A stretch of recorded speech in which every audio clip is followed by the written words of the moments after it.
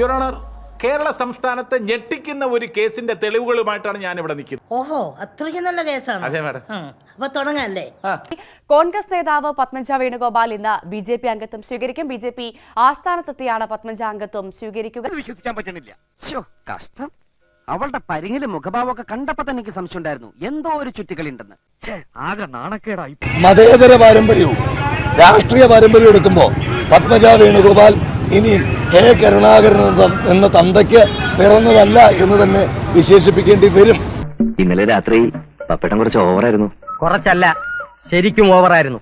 അത് ബയോളജിക്കലി അല്ല, പൊളിറ്റിക്കലിയും അതുപോലെ തന്നെ സെക്യുലർ സ്റ്റാറ്റിസ്റ്റിക്സും തന്തയ്ക്ക് പിറക്കാത്ത മകളായി പത്മജ വേണുഗോപാൽ ചരിത്രത്തിൽ ഇടം പിടിക്കും.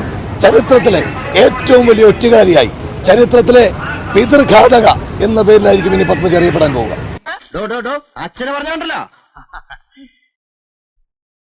എന്തിനൊക്കെ ഒന്നുകൂടെ പറയണ തന്തേ. എന്തൊരു കഷ്ടകാലം. ഞാൻ ഉദ്ദേശിച്ചത് വേറെ, ഈ പുല്ലന്മാർ ഉദ്ദേശിച്ചത് വേറെ. ഞാൻ എന്ത് പുല്ല ഉദ്ദേശിച്ചേ?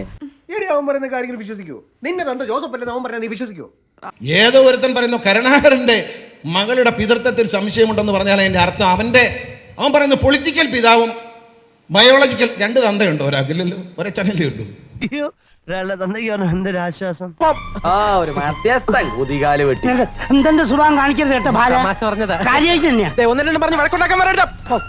നീ എന്ത് ചെയ്യും? അയ്യോ, എന്റെ കാര്യം പറഞ്ഞ് നിങ്ങൾ വഴക്കിടല്ലേ?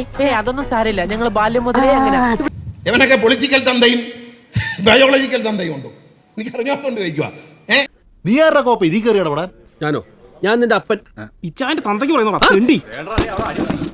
ആളിയുടെ തന്തയ്ക്ക് പറഞ്ഞോടാ.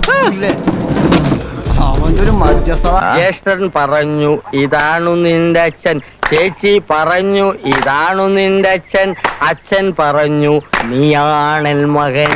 ആഹാ, പ്രായം പ്രാഗിയ മുത്തച്ഛൻ ചൊല്ലി നിന്റെ അച്ഛൻ എൻ മകൻ അല്ലൻ മകനെ. ആരാ ചേട്ടനോട് ഈ തോന്നിയാസം പറഞ്ഞത്? നിന്റെ തന്ത. നിന്റെ തന്ത എന്നാ പറഞ്ഞത്? നിന്റെ തന്തക്കല്ലാതെ വേറെ ആർക്കാടാ അറിയാവുന്നത്? അപ്പൊ തനിക്കുണ്ടോ ഫ്ലാഷ് ബാക്ക്? ഫ്ലാഷ്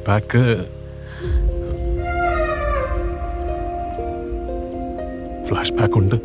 ഏതായാലും ശ്രീമാൻ ഉമ്മൻചാണ്ടി അദ്ദേഹത്തിന്റെ പ്രിയപുത്രനാണല്ലോ.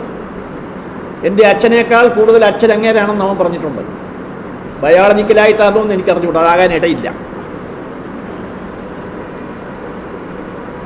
കാരണം എൻ്റെ ഭാര്യയെ ഇരിക്കുന്ന എൻ്റെ വിശ്വാസമാണ്, അതുകൊണ്ടാണ്. ഈ ഇടനിലക്കാരന്റെ സ്ഥാനം അച്ഛൻ വെച്ച് ഒഴിയുക.